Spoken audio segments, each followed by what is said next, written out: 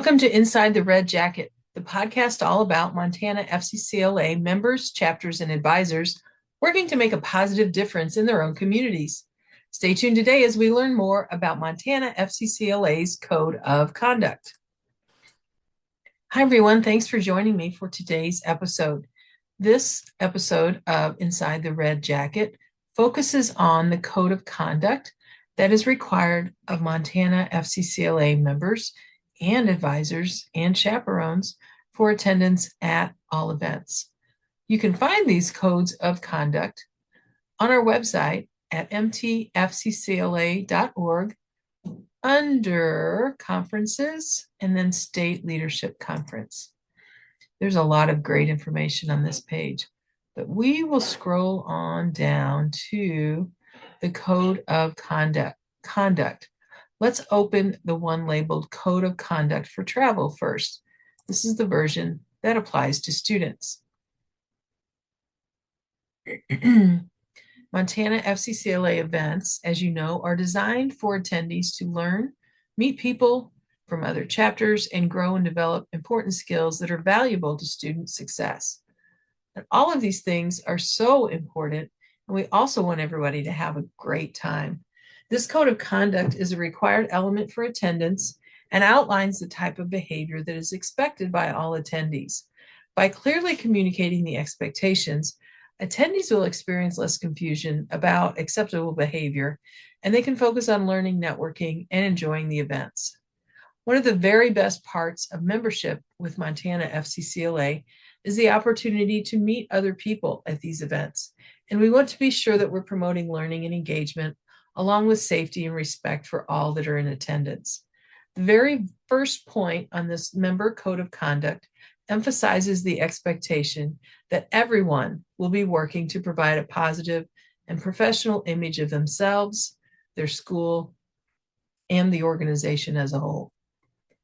Line 2 focuses on the approved dress code. This is also found on our website with its very own page under conferences. Let's take a look there for a moment. So if we hover over conferences, then click on dress code, you'll notice a graphic that gives a nice visual representation of the dress code. And there's also a link that will take you to the specific policy. But you have to click on the download button to find it. You'll see that attendees at the State Leadership Conference are encouraged to wear a red blazer if they like. However, they may also choose to wear a red, black, or white polo or professional white shirt, khaki or black bottoms, which means a dress, a skirt, or slacks, dress shoes, and a chapter's polo in the school colors may also be worn if the shirt has a collar and the FCCLA emblem. For adults, we expect business professional attire to be worn. And for all attendees, if you'll notice at the bottom, jeans or denim of any color, t-shirts, athletic wear, hats and caps, or flip-flops are not acceptable at any Montana FCCLA event unless otherwise communicated. The same dress code applies whether we're at State Leadership Conference or at the Fall Rally. Let's go back just a minute here to the Code of Conduct since we've covered the dress code.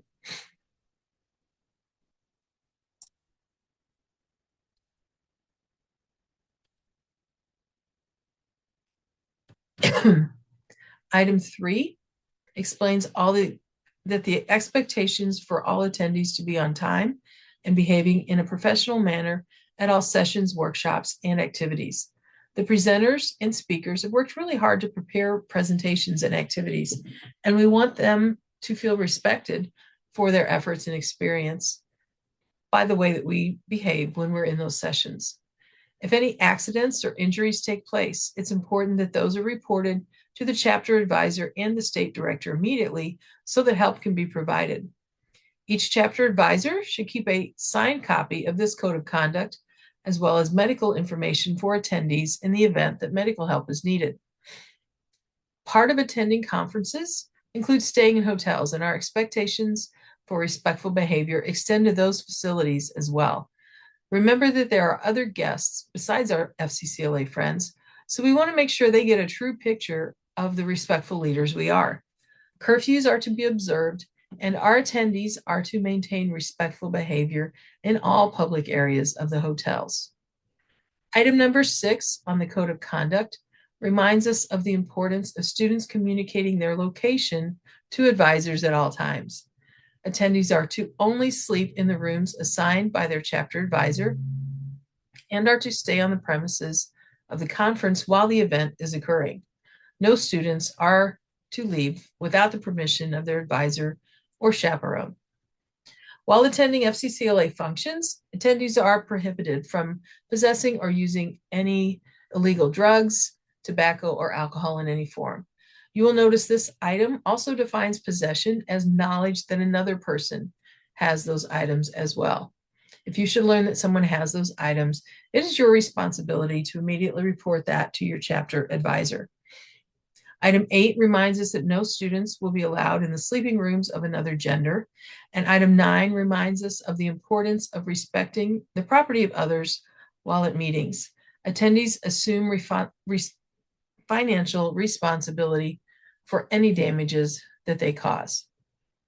We are reminded also that chapter advisors and chaperones are responsible for enforcing this code of conduct, along with the support of the local school administration. In the event that the code is not being followed, the chapter advisor is instructed to contact the parents or guardians and send the students home at their own expense. Finally, really great things happen at the Montana FCCLA State Leadership Conference and Fall Rally. Attendees might be photographed or videoed during the sessions, and signing this document provides permission for those images to be used on our website and social media accounts. Prior to collecting the code of conduct, signatures from the student, parent, guardian, chapter advisor, and school administrator are all required. Page 2 of the document includes contact information for the attendee, parent, or chaperone, as well as permission to secure medical treatment if needed. Every single activity at an event should be a positive and respectful one. If an attendee notices someone violating this or any expectation in this document, they should immediately report the incident to a chapter advisor and to a member of the state staff or board. You can find the board and staff directory not only on our website under About and Governance, but also in the conference agenda. Since we have reviewed the student code of conduct, let's go ahead and take a look at the advisor and chaperone one as well. You'll see that much of this document is nearly identical to the code for students. Please note there is an additional section devoted to the activities of adults and chaperones. You'll see that adults are expected to meet daily with student members to review schedules and activities, and that the adults will know where the students are during the conference activities. This section also communicates that our staff needs to be able to reach advisors and chaperones, and that's why we collect cell phone numbers during check-in at the conference. Finally, advisors agree to enforce both the code of conduct and the dress code policy. We ask that the chapter advisors review the code of conduct with their own students and collect signed forms, keeping them in a travel binder so they are easily accessible if needed. All adult code of conduct forms will be collected upon check-in at the state conference registration. As always, please reach out with any questions that you have. Thank you for being a part of Montana FCCLA and helping us to promote positive, professional, respectful conduct at all of our meetings and events. Thanks for listening.